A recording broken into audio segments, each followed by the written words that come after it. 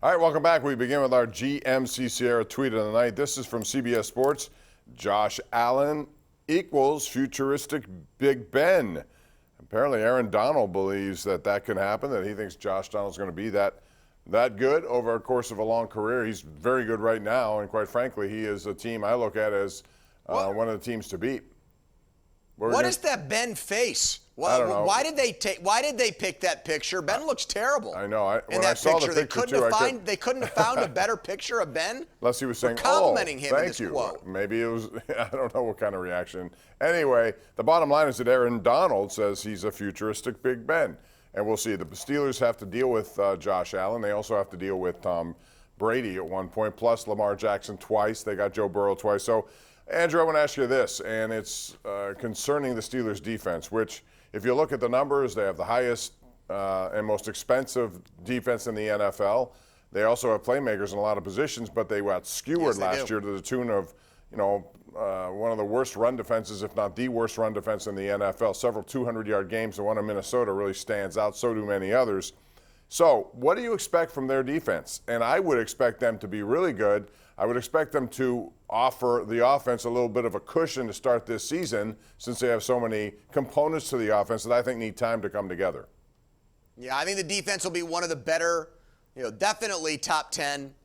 I think we're really keeping our fingers crossed for top 5. I don't think they'll get to number 1. The secondary concerns me. I love what they're doing with Devin Bush. I'd prefer that Devin Bush look good in practice and realize he's in a contract year after the Steelers didn't pick up the option. But if he's not going to get it done, I like that they're making Robert Spillane the other guy. Let it happen on the field. If the dude's not going to hit, if he doesn't want to tackle, you got Miles Jack there now, an upgrade over Joe Schobert. You can play Spillane in run situations. So I think they've got better defensive linemen for sure. Alu back, Ogunjobi. He looks really good, by the way. Ogunjobi looks like and not only Ogunjobi, Bob, but you are so smart on this stuff. You've been singing the praises of Loudermilk. You've been loving what you see from Loudermilk, who looks like a late round steal. What happened to Wormley? 7 sacks last year. He's now going to be like a second or third string guy. It's interesting. I think it's great to see. Yeah. Well, that happens when a guy like Loudermilk or somebody comes along and they look at his potential, and it's pretty amazing what he's capable. But Bob, let me run something by you. I like Matt Williamson. I think he's very smart. He's a former scout. Mm-hmm. He said tonight, would you trade Chase Claypool and a pick for Roquan Smith? And my answer is yes. Yes, I would do that in a heartbeat. I would drive Claypool to Chicago.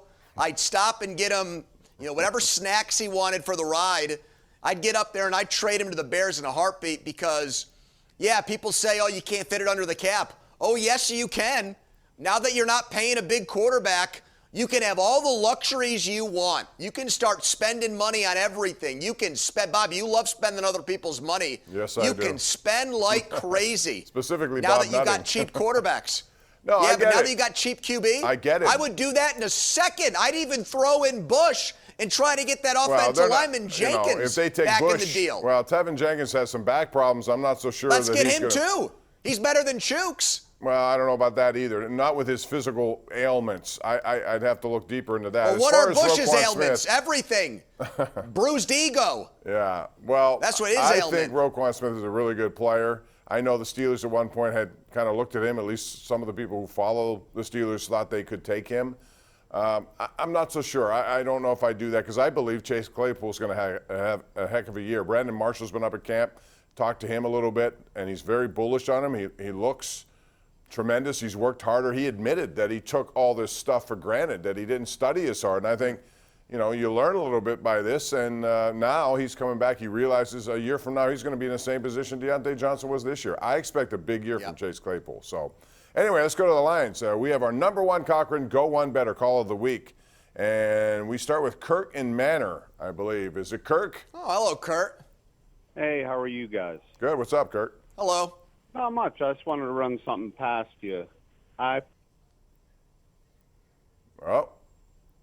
I don't know if you ran past us. We'll go to Matt and Butler. Matt, how you doing? Hello, hey, Matt. Guys. Hi, guys. Hey, Andrew. About three weeks, a month ago, you had Pirates announcers on your talk show, and Greg Brown was talking about next year is really going to be the breakout year, a competitive year. People aren't going to want to play the Pirates. Do you see any of this? Believe any of what was? What's he looking at? I don't see. I get the 1 series, 2 series we play against the Dodgers. If you look at this, Bob, you've talked about player development. I haven't seen it. We have very little pitching. Oh, I agree. I mean, that's the biggest concern. You could talk about a rebuild. You could talk about a retool. You got to show me some evidence that there is some here, especially with pitchers.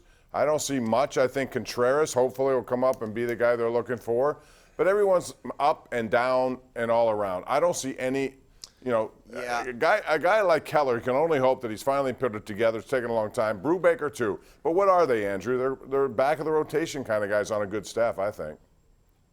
Yeah, I don't feel as good now as I did back then. Sawinski's in the minor leagues. Contreras is in the minor leagues. Henry Davis is hurt. Nick Gonzalez is hurt. Peguero's been pretty good at Double-A.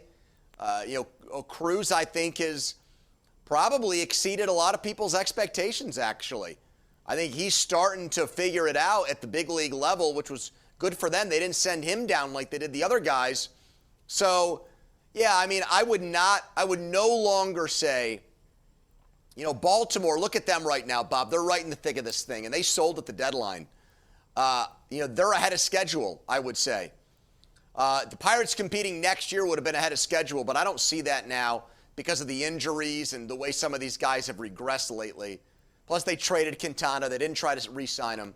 So I think, probably closer to 2024, best case scenario. Yeah. And they don't have a first baseman. They're going to have to go out and find somebody because right now they don't. I was hoping that Franmil Reyes would kind of slip to them, and I was going to be interested to see what they did if the Cubs hadn't taken him, and they did, so that's a moot point. But I'd look for any opportunity to bring some power in here. They don't have enough power.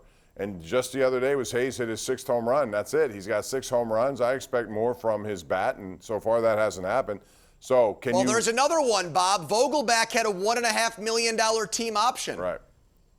You could have just kept him as your DH for next year, pay him $1.5 million. That would have been a heck of a bargain, don't you think? With DH That's around, a big yeah. man who can Run. walk, who can hit home runs, and he can run, baby.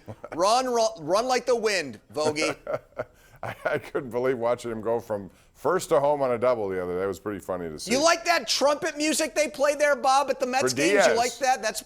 You like that? Yeah, I do. In fact, I was going to do a TikTok on that, maybe my entrance into the Sports Call studios. Maybe you could do one with me if you'd like. We'll use that video. Bob, I would be honored. Would you actually allow for me to do that? Because that would really be cool. I think it would be good. We're going to have to set it up. I also have Cam Hayward who said he'd do one with me, so we'll see how it goes. In the meantime, Pony, we got to take a break. It's 412-575-2600. Call us. Let us know what you think about these topics and more. Anything else you want to talk about for the next 10 minutes, call right here. It's the Nightly Sports Call on Pittsburgh CW.